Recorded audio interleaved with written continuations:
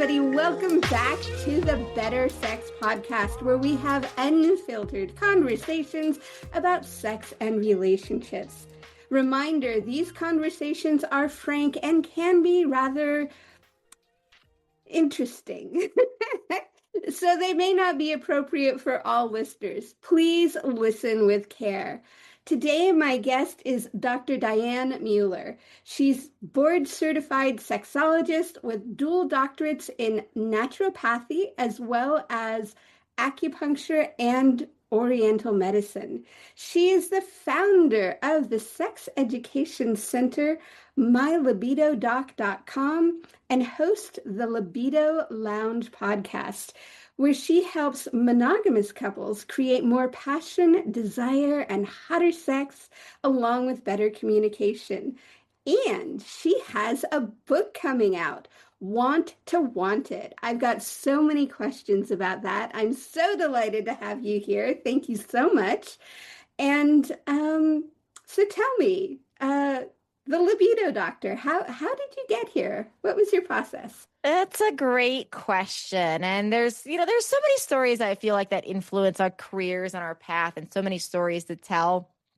But one of my favorite to tell is really long before I decided to bring this into the career space, to talk about it on podcasts like yours, and to really be vocal about it. It was just kind of my first introduction into desire, and desire being something that is not just about sex, but truly about something that we actually require, that it's actually part of our makeup and our health. And so the story with that was I was a young 20-something-year-old woman, and I was raised very, very, very dogmatic in the Catholic faith. And that's pertinent to the story because the way I interpreted the faith, the way that it was passed down to me, was that I had a lot of shame and a lot of guilt around sex, around down there, around anything that had to do with, with this part of my body.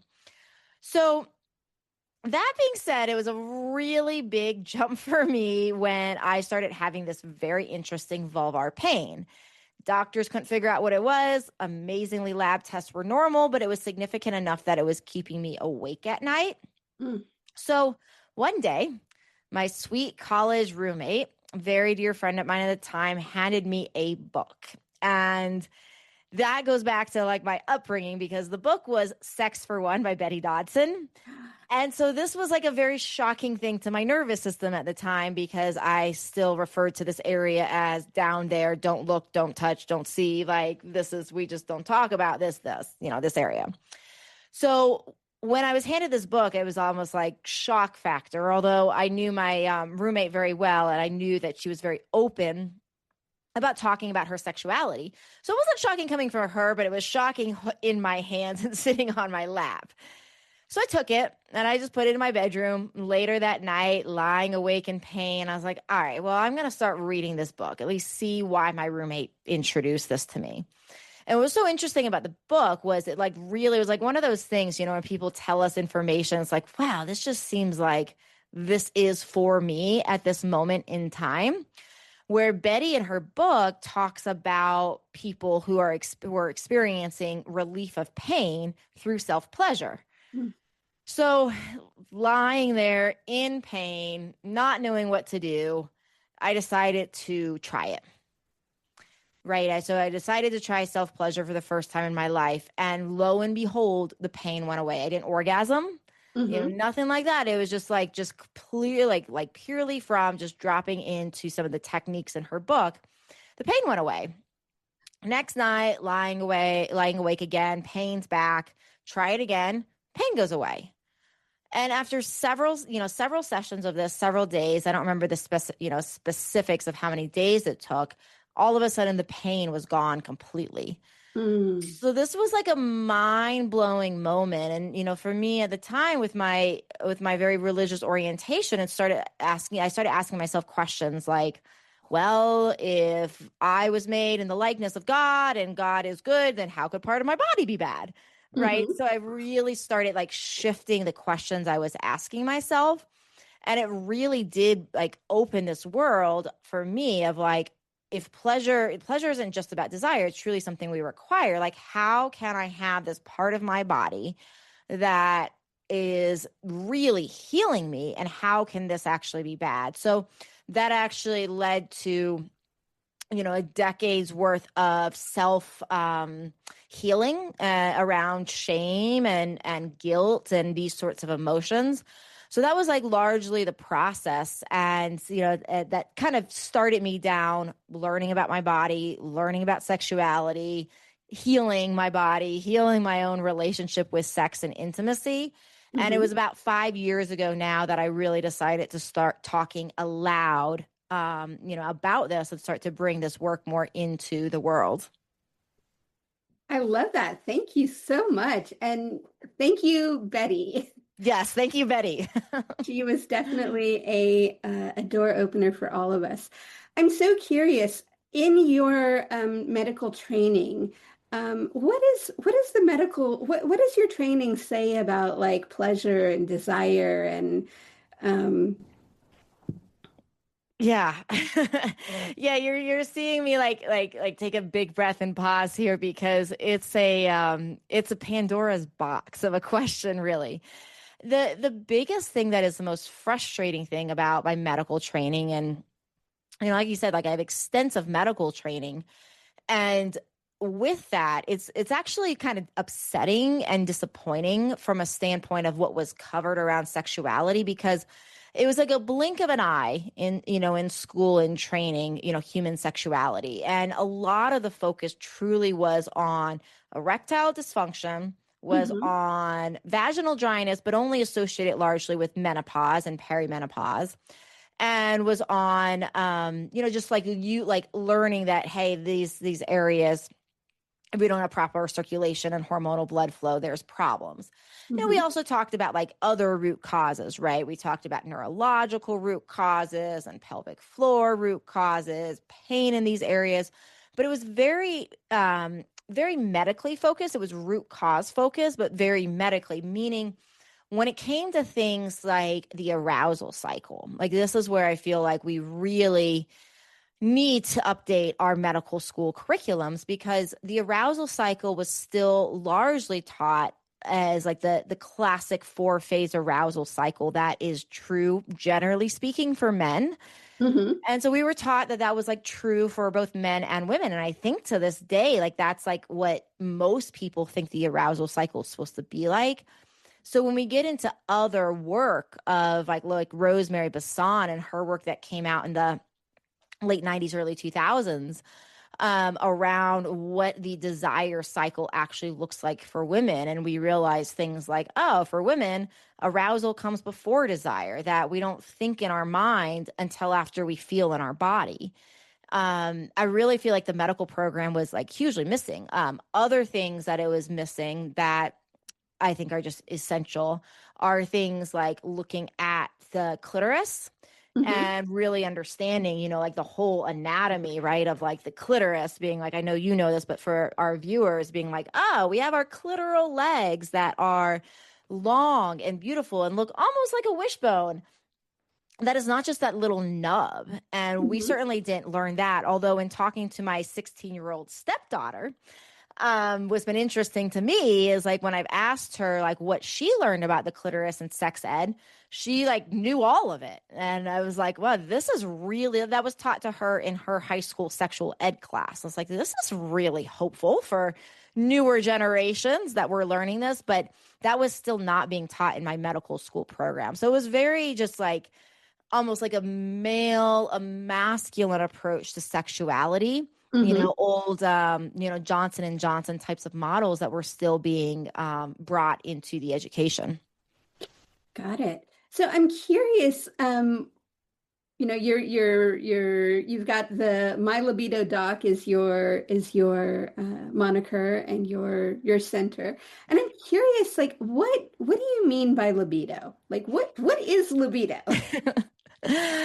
Such a good question, because it's really what's coming up to me since I've had this brand. What's come up is the misunderstanding of like, and misunderstanding from a standpoint of like science and medicine perspective of libido and drive. So when we're saying libido, we're really saying what is, we're talking about the sex drive. Mm-hmm. And, and branding under My Libido Doc was initially branded that way for a lot of different reasons, but trying to find a way of saying like sex drive in a way that like would not be shadowed by all of our social media sites, that like this is like, talking about sex in a healthy and sex positive way. Mm-hmm. But what's interesting is when we actually look medically speaking at low libido or low drive, it's a very deep, we could get into a very deep philosophical conversation around the concept of circular thinking. So what I Mm-hmm. mean by that is like the definition of low libido or low drive, which is always, people's questions around like, how do I know if I even have a low drive? The Mm-hmm. medical definition is having a low drive for 6 months. So, and we call that hypoactive sexual desire disorder, which is obviously another problem because who wants to say that mouthful? But to be diagnosed by your doctor as having a low sex drive, in order for your doctor to say, yes, your drive is low, you have to tell your doctor that your desire has been low for 6 months. Mm-hmm. So, like, that's what we call, in philosophy and psychology, that's what we call circular thinking. It's not a good definition of something if the definition is found in the description. So it's like it doesn't explain. Well, it's like low compared to what? So I'm supposed to tell my doctors my drive is low. And if I say that for 6 months, I get a diagnosis of low desire. But how do I know it's low to begin with? Mm-hmm. So that's one of the medical problems I see with low libido. And, in my mind, like part of how we should be thinking about like libido and sex drive and what it is and how important it is really related to a couple different things.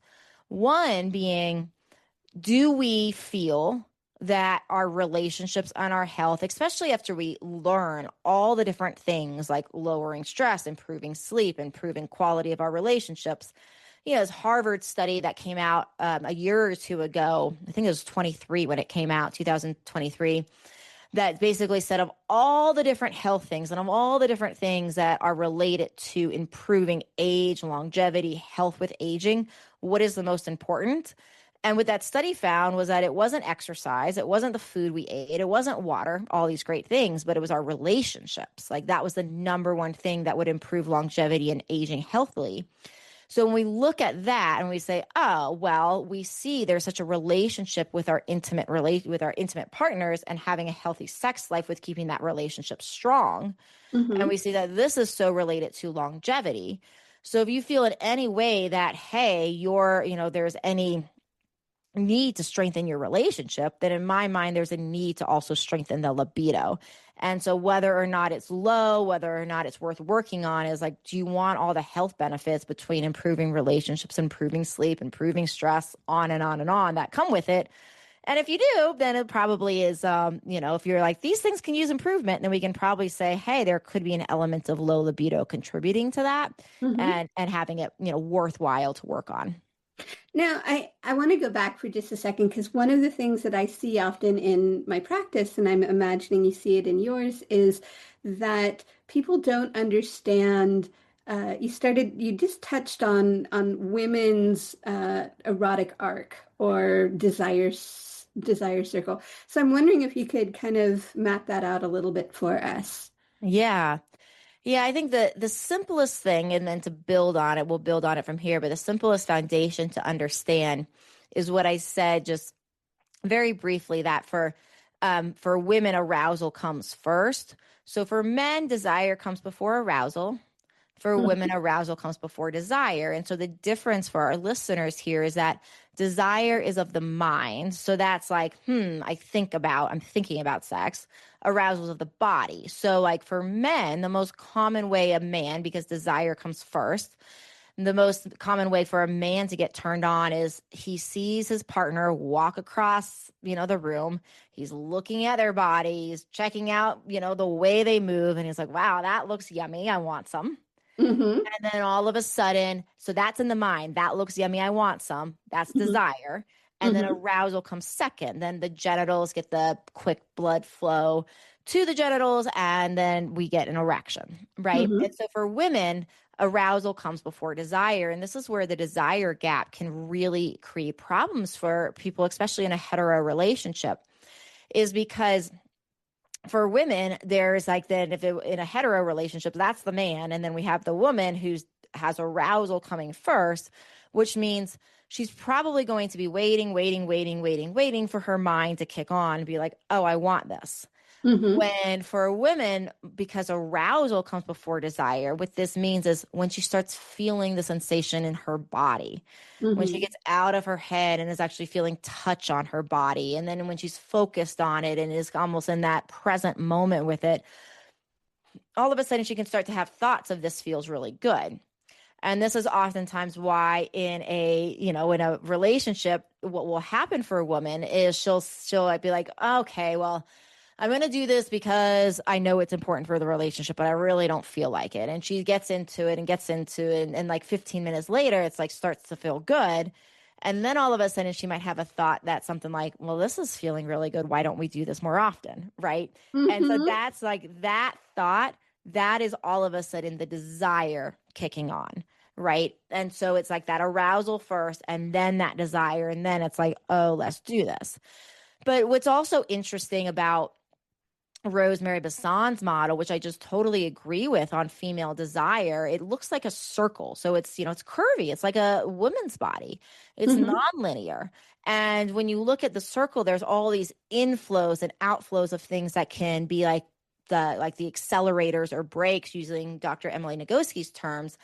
The accelerators or brakes for that arousal, and anything from like the intrusive thought to the stress to over exercising to under exercising to be tired. Like there's so many different things that actually play into this arousal map, which I think is why pharmaceutically, when they've tried to create, when like companies have tried to create all these like blue pills for women, they haven't Mm-hmm. had the same level of success because it's not linear. We have all these different inflows and outflows.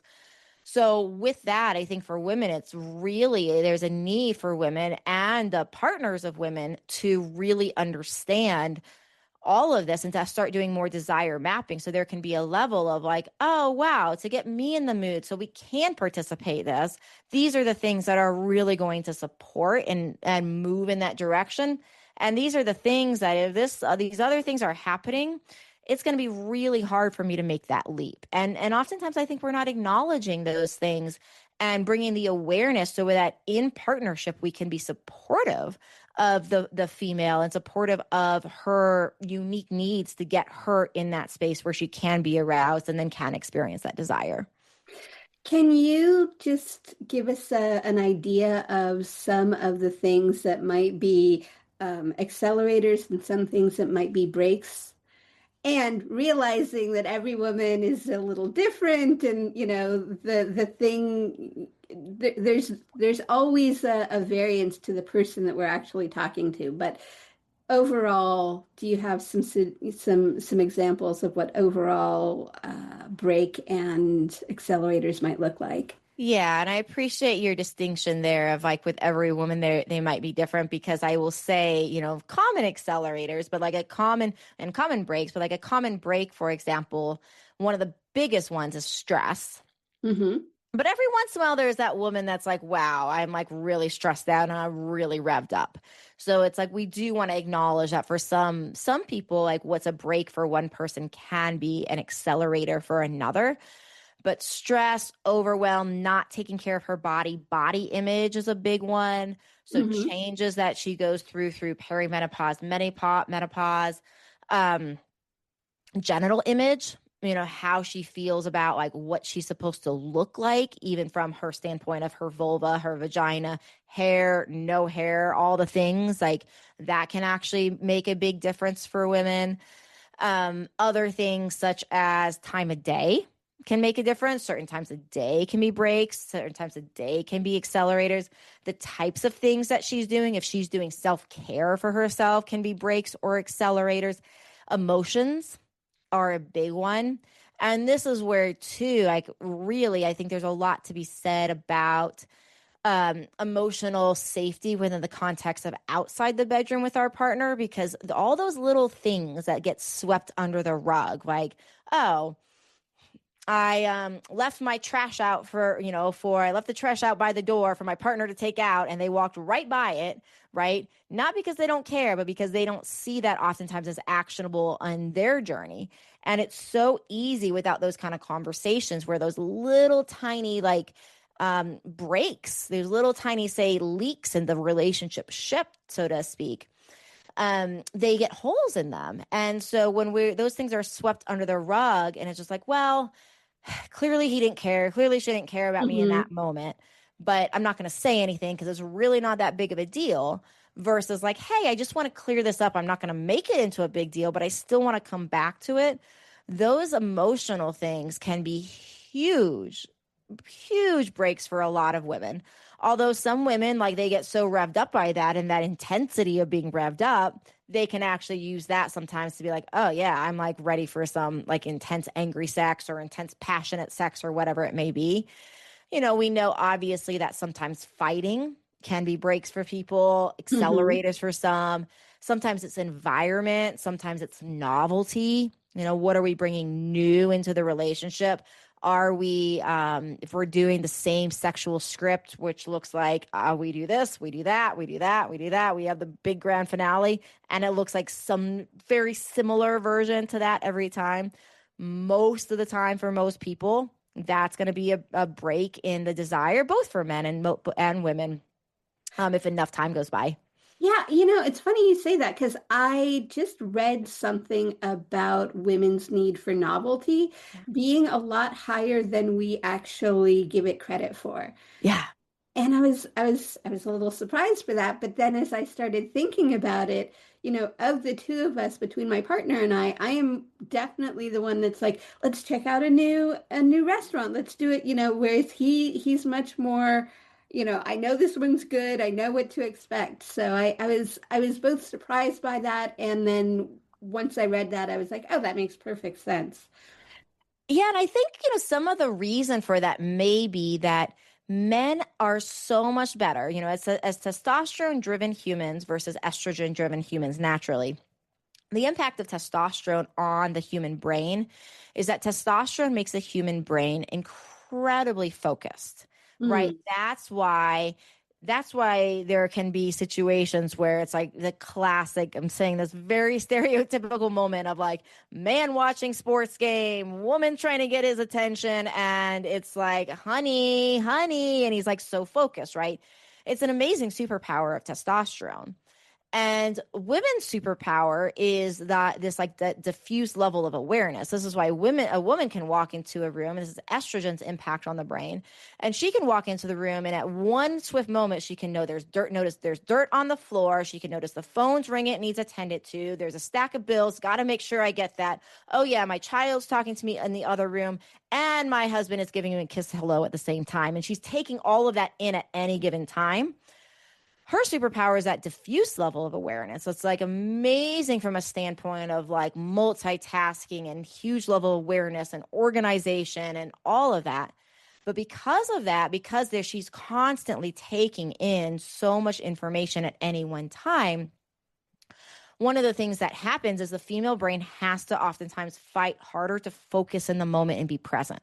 Mm. And, this is why it's like, if you ask like a room full of women, like how many of you guys have ever done the grocery list while making love, women's hands fly open and or fly up. And men oftentimes are left like shocked, like you've thought about the groceries while we're making love like that. Like, you're not saying it can't happen for men, these obtrusive thoughts. Of course it can. But for women, it's a much more commonplace because of that diffuse level of awareness. So my feeling as to why that's true, what you brought up around novelty in women, in part is one of the things that we see with anything new. Our brain pays more attention to it. And, a Mm. classic, easy to understand example is like for anybody that's like bought like a painting or a new piece of art, or even put up like a vision board around their house and like first put it up. And it's like, oh, that's so beautiful. And every time you walk by, it's so easy to be like, wow, my room looks so good. And then eventually it just fades into the room. But if you ever like, if you like redecorate by like, I'm going to change things up and move things around, and you put that picture in a new room, the brain starts recognizing it again. That simple act of like moving it to create space in a different way will create a level of novelty, and the brain is like more focused on it again. Like, oh yeah, I love that picture. Right. So it's the same thing. We bring that novelty in, and that's that newness. Now the brain is like, oh, right. Like this, okay, this position. Let me think about this position. This is really cool. Let me think about this new toy we're bringing in. Oh, I like this. It gives that brain that new thing to focus on. And so that Mhm. really helps them be in the present moment with the pleasure. And do you have any suggestions for women to, when they're noticing themselves checking off the grocery list, or, when they're noticing themselves being distracted in that way? Yeah. I mean, much similar to meditation. And I say this from a very well informed and experienced place in meditation. I've done 7-day, 10-day, 34-day long meditation retreats, many of them for about 2 decades. So I've spent a lot of time in that, that type of space. Mm-hmm. Pleasure is in many ways a different form of meditation, right? There's a lot of similarities that pleasure and sex have with meditation. And so a lot of the principles apply. They cross apply. And so with meditation, when we're focused on our breath for like a breathing type of meditation where you're just Mm-hmm. focused on the inhale and the exhale, and the mind wanders. And Mm-hmm. like the idea when it wanders is like, well, you don't judge it, Right. right? It's like you don't make yourself wrong. You're just like, Mm-hmm. oh, okay, I'm supposed to be focused on my breath. I'm going to come right back to my breath. And it's the same thing with like the mind wandering during sex. It's like, oh, you notice like there's the mind wandering. Oh, wait, I'm back here with my partner, coming back to it. And just like with meditation, it's like I'm not wrong for doing that. This is just my brain. But Mm-hmm. now I'm gonna notice it, and now I'm gonna bring it back. And what I've seen with sex is so similar to meditation, which is like in the beginning, it's not infrequent for somebody to have this, this like monkey mind of like, oh, I'm there, I'm bouncing around. And sometimes you might bounce around way more than you're even present in your body. But the Mm-hmm. more it's like just allowing that permission for like, that's not wrong, that's not bad. I'm just going to notice it and train my brain to come back. And just like with meditation, all of a sudden over time, it's like the brain learns how to like this is worth focusing on this because we're training it. It's neuroplasticity. It's like, hey, this is what to focus on. This is what to focus on. So in time, what tends to happen is then it starts wandering less, and our capacity for being present to the pleasure is so much higher. And I'm going to bring us back to self-pleasure for just a moment, Yes. because I really feel like self-pleasure is the meditation practice of sex in many ways. Like if we can stay present with ourselves, it makes it a whole lot easier to stay present with our partners. I totally agree. And one of the things that I think also happens with self-pleasure is oftentimes there are places in the body where maybe we have had some numbness, right? Hmm. That could be due a lot of different reasons. Even simple like blood sugar imbalances can lead to numbness in our urinary genital system. So it could be as simple as physical reasons. It could be, trauma. There could be, trauma even from just childbirth, for example. But there can be reasons why we have scar tissue or numbness over certain areas. And one of the benefits from self pleasure, too, is actually being able to tune in to be like, oh, this part of my body I'm numb, or this part of my body I have a little pain. Or like one of the things I've noticed is like there's certain parts of my body where it's like, oh, that part, like whenever this part gets touched, this part I check out on versus this other part of like my vagina, maybe I won't, like in self Hmm. pleasure. And so there's a lot of opportunity for self pleasure, like I think for bringing the presence in and practicing that of like, oh, my mind's wanders, bring it back. Oh, my mind's wandering, bring it back. But there's also something to be said about sometimes I think when we are checking out, sometimes it is due to acute busyness of the mind, but sometimes it's a learned trauma response. And like it doesn't even have to be a major trauma. It could be as simple as a micro thing around like, wow, that position was really hurting me, and it was not feeling good. And I did not speak up. right? That's a minor trauma. We're allowing ourselves in those scenarios to experience something that was painful, and we weren't advocating for ourselves. So that can create a minor trauma that the body can hold on to.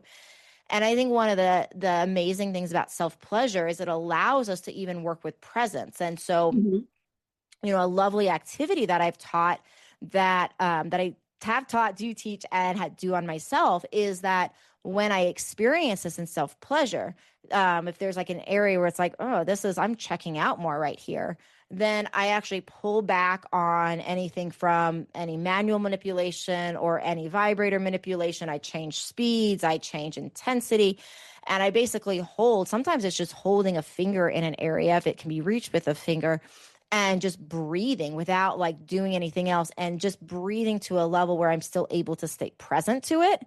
Mm-hmm. And then as there's that presence, then like, okay, maybe increasing stimulation. Am I able to stay present, or am I checking out now? And just breathing in love, saying nice things to myself, allowing myself to feel with compassion anything that comes up. Mm-hmm. But point being, I think like in relationship to what you're saying around self-pleasure, there's that ability and that capacity to bring a lot more intentionality to healing that, so that when we bring that into our making love sessions, our partner-based sessions, we can have not only more presence, but we can also experience the fullness of our capacity for pleasure in deeper ways. Thank you. Yeah. So, gosh, there's so many different questions I've got popping up, and I'm curious, like, would you say something about the difference between fantasy and checking out? Not necessarily. Not necessarily. I think they can. It just depends upon how we're using them. So I do think we need to be careful, right? Like if we are making love with our partner and we are never there in the present, and we Mm, are constantly checking out into some fantasy world, there might be something there that is more of like a trauma learn, or some sort of learn, guilt, shame, trauma, something like that. Something going on that is keeping us from being fully there with our partner.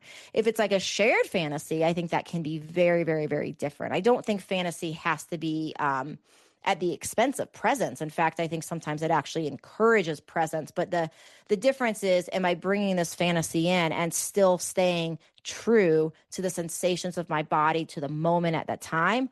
Or am I using it as like an escapism type of thing where I'm not present with my body. I'm not present in this moment because I'm just checking out. So I think it can be used very, very promotional from a standpoint of promotion of depth of interrelation, the promotion of depth of pleasure, promotion of depth of presence. mhm. It can make all those things stronger, or it can be used as a way of not being fully embodied in the moment. So I think we just have to take a step back and say, okay, are we present with ourselves, with our partner, with our body, with the experience while we're exploring fantasy, or are we checking it out as a way to not be embodied? Yeah, thank you. So I know that you work primarily with monogamous long-term couples, and I'm imagining, it seems like passion sort of decreases over time with long-term monogamous couples. Can you talk a little bit about that? Yeah, I will. I'll talk about that initially with sharing a secondary story about why I got into this work, and largely about what really triggered me to bring this work into the world later on 5 years ago, which was towards the end of a marriage, towards the end of my marriage. We had decided we were going to open up our relationship, and we did that in a way that I would say was incredibly successful from a standpoint of we were really like great about like not fighting about it. There wasn't like yelling matches. We talked through things in a way that I thought was always like respectful and kind. And, so I would say from a standpoint of like success of it, I would say like in many ways we were like very successful with it. Hmm. But I learned so much from that. And it was the second time I'd been in an open relationship in my life.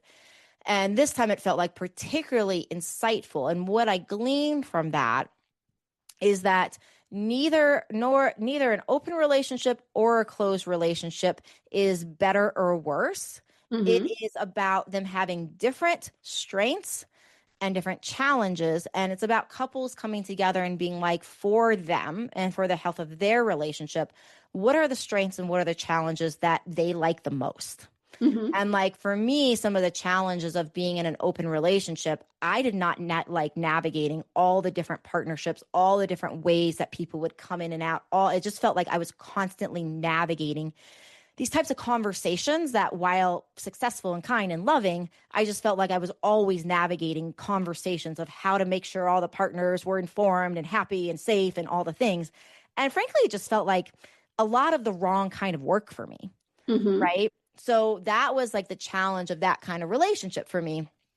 And the challenge of monogamy is like what you brought up. Like one of the things that often brings people to a more open marriage or open relationship is like, well, I want passion and I want to explore things with different people and I want to experience love in different ways. And there's no rights, there's no one person that can satisfy my everything. And while I still agree to this day that there's no one person that can satisfy our everything, the way I've really worked with monogamous couples is to help with that biggest challenge, which is how do we stay in a long-term committed relationship and bring in all of that passion that we experience with a new lover or in that new relationship energy with our, say current partner.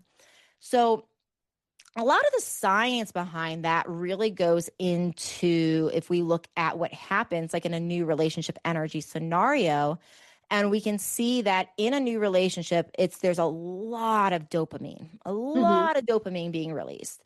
And dopamine is both a driver for motivation Mm-hmm. as well as a result of getting what we want. So, very simply put, from a standpoint of example, in a new relationship, and when we make a date with somebody, right? And it's our first date, and we're like, okay, they're really cute. I think I kind of liked them. We had a good phone call. We've had a good like meeting at a party and wherever you met, right? And there's that vibe, there's that energy, and you think about that person, and you're like, wow, I'm really excited to see them. All of those thoughts are leading to this slow trickle of dopamine. And then Mm-hmm. we get to that first date. And if it's a good date, then boom, we get a huge burst of dopamine. And Mm-hmm. then we schedule a second date. And then it's like, okay, well, are they going to call me in between? Or are we going to kiss on that date? And all the like, is this going to happen? Is this going to happen? I want this to happen. All of those thoughts, dopamine, dopamine, dopamine, dopamine, dopamine, until first kiss, boost of dopamine. And that continues with like every phase, like the first time you make love, the first time you have oral sex, the first time you move in together, like all of those phases, first time you take a vacation together, all of them, dopamine, dopamine, dopamine, reward, dopamine. So we're basically high on Mm-hmm. dopamine, for those first, like anywhere between the beginning of a relationship to 18 months is like where oftentimes that ends, but sometimes it even ends, 3 to 6 months into the relationship, depending upon the speed that people combine their lives. So that's what's happened. And then like what happens when we move in together is then, or we combine our lives, we share keys to houses, apartments, whatever it is. Once there's like this expectation of this person's going to be there, I'm probably going to see them in the morning. I'm probably going to see them at night. What's interesting is we all of a sudden, because everything, there's no like sense of like newness. There's no sense of Mm-hmm. anticipation. It's just like, oh, they're always there. There's nothing to drive that dopamine, which is another reason people go, even in monogamous relationships that maybe aren't having the greatest sex, go on vacation. And all of a sudden they have like this wild sexcation kind of, sexathon because Uh-huh. they're in this new place. So a lot of the work then for monogamous couples is actually in this context with novelty around how do we create novelty to begin with? How do we bring in more of the dopamine? So the dopamine is like, okay, well, let's say we do things like take your date night checklist. I have a yes, no, maybe checklist. So let's say, somebody takes your date night checklist, they take my yes, no, maybe checklist, and they get all these different ideas on novelty and they pick Mm-hmm. one and like, oh, okay, we're gonna try this new position. Well, then how we increase that dopamine is just like where the brain was thinking about like, okay, well, what's that first kiss going to be like? Or what's that first time we have sex going to be like? we do the same thing. So then we start like thinking in our mind around like, wow, what is that position's going to be like? And we use that to start flirting again. And it gives Mm. us like material to actually say like, oh yeah, I've been thinking about that. And like, oh, I'm really excited. I'm a little nervous. And what we're doing is we're increasing that dopamine, that motivation, that desire. And then when we actually show up to that and we get that reward, that's going to kick out some of that new dopamine. So the difference is in the new relationship energy, that's going to happen naturally because of everything's new. In the longer term relationship, that has to be recreated to experience with intentionality. But there's so many different things that, so many different ways. I think I have like 120 different things on, my checklist. I'm sure your checklist is full of a ton too. So the other thing is like, well, yes, that'll come up as like, well, are we going to run out of ideas? Yes, you will run out of ideas. But what will happen is, well, if you haven't done something for 365 days, for example, it's going to largely have the same sort of dopamine thing. Like you don't have to recreate the wheel every single time. You just Right. bring enough novelty in where it's like, oh yeah, that's nice. We haven't done that in a couple of years. Like, let's bring that back. Yeah, and hearing you say that, it doesn't take that much of a like, it doesn't have to be a 365-degree turn. Sometimes it just needs to be like, oh, you know what? I'm going to put on that new thing and I'm going to feel really sexy. Or, let's try let's try it. Let's try the gummy, or let's try the, I love that you were talking about the staycation or the sexcation, because it's so true. My clients will go off on a vacation and they'll come back and they'll be all back in love again, and it's that dopamine hit going off. And so, reminding ourselves that bringing the kind of intentionality in and just being aware of it, right? I think just knowing that that's what's going on is really helpful to allowing for more novelty and more excitement. Yeah, exactly. Exactly. And like simple things, right? Like another thing I love when couples do is go rent a room by an hour, right? Which sounds like totally sleazy, but I always like to tell people there's actually nice hotels that rent this. Just call them up and be like, I'm in town for business for a couple hours. I just need a place to rent, where I can just like take a nap and do some work. Right. And Hmm. it's amazing how many hotels will actually rent out rooms for like, 4 hours so that you can go, and maybe you're not going to have time to be there for 4 hours, but can you have a lunch break like quickie and I say quickie cautiously because we want women to get their passion, but an hour long quickie, Hmm. at a rent by the room or rent by the hour hotel, which is so freaking hot. And sometimes those things, just like the staycation or the sexcation, if we just throw in the novelty, even like a few times a month, even, a couple times a month, it can spread into those other times where we're too busy to think about it. We're too busy to plan all those things. It doesn't mean that every single time we have sex, but there's no way I'm suggesting that every time we have sex, it needs to be something novel, but we just sprinkle enough in to keep that motivation, to keep that desire, to keep that novelty and that dopamine to drive us to the next session. Beautiful. So I'm so curious. I want to hear about your book. Yeah, thank you. So my book is called Want to Want It. So this particular book is called How to Want Sex, How to Have More of It, and How to Get Back Better at It. That is the subtitle. Hmm. And it's really looking at, I spent a lot of time on the physical root causes. So anything from hormones to circulation to neurological to pelvic floor dysfunction and more, around what could actually be driving that low desire. I give people examples of lab tests to make sure they're asking their doctor about, because so many times people go to the doctor and just like me, they have a basic level of test done and their doctor's like, yeah, your hormones are fine. Yeah, your blood flow looks great. Yeah, there's no problems. And they're actually not getting the most thorough test. So Mm. I teach you how to advocate for yourself in there. Then we also talk about how to actually have better sex from a standpoint of learning about your own body, how to communicate about it better, how to get better orgasms as women, because another huge thing that drives a low desire is women not having profound orgasms. Because we actually see that the better the orgasm, the more oxytocin we release. And what's super interesting about oxytocin is the more oxytocin that happens in the blood, the more that the brain releases, the more the body actually wants more. So like with a Mm. lot of other hormones in the body, like if our brain stimulates our thyroid to say, make more thyroid hormone, and we have enough thyroid hormone, then the brain gets a signal that says, I'm good, I'm good, I'm good, I got enough, don't make any more.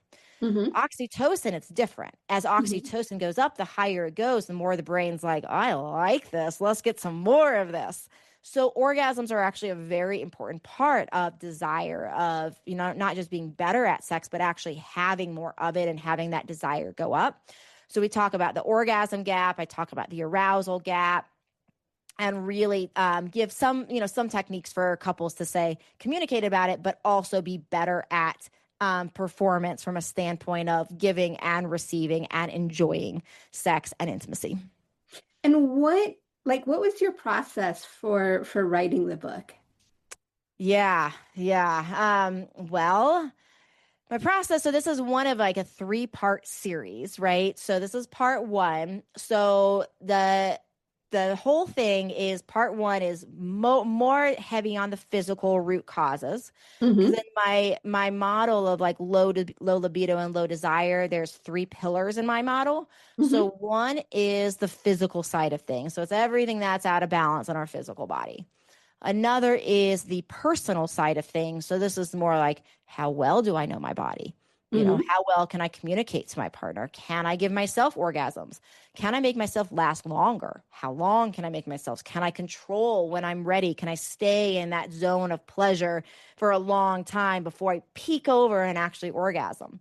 So Mm-hmm. that's all on the personal side. And then the interpersonal side is all about connection.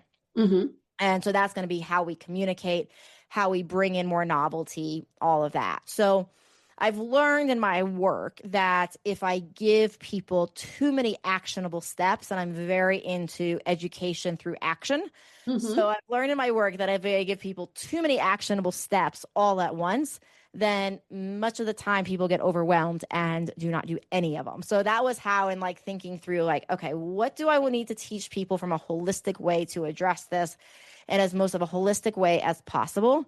And how can I do this in a way that allows people to take action by not being overwhelmed? So that's when I broke it into these, the way I teach is these 3 pillars, but then decided to write it as 3 books. So within each book, there's like, action steps like, okay, this is what you do. These are action steps to take. This is what to talk to your partner about. This is how to do it. To actually start to build the foundation in these layers so that none of these steps are missed. Because for certain things, for example, I see this so often where people will go in for TRT, testosterone replacement therapy, which is amazing. I take testosterone. It's lovely. I love it in my body.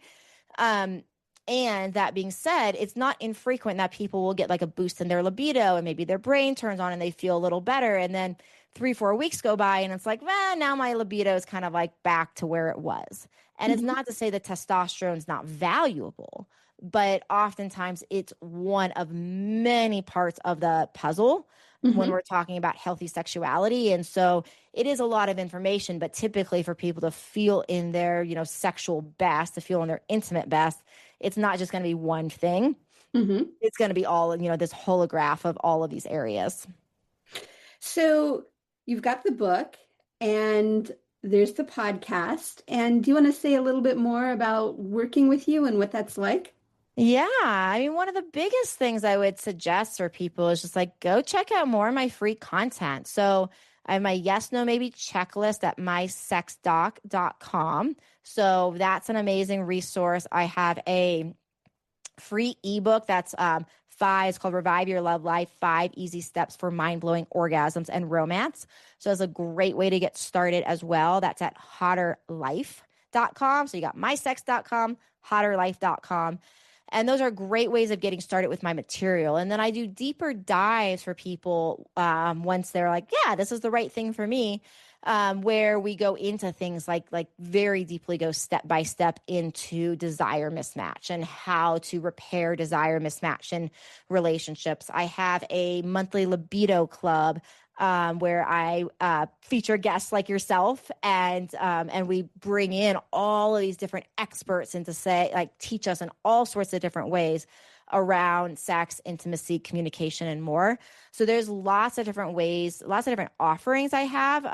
But the biggest thing I say is, like, start with some of my free resources. Like, oftentimes I find that this is like, for many people, just like it's going to be a big step to say, I'm going to take a step and sign up and invest in this. So that's why I put out so much free content, is for people to start getting more comfortable with hearing about this, with talking about this, with normalizing it, with get the taboo out, so that we can, when you're ready, go deeper into my club or some of my more advanced courses.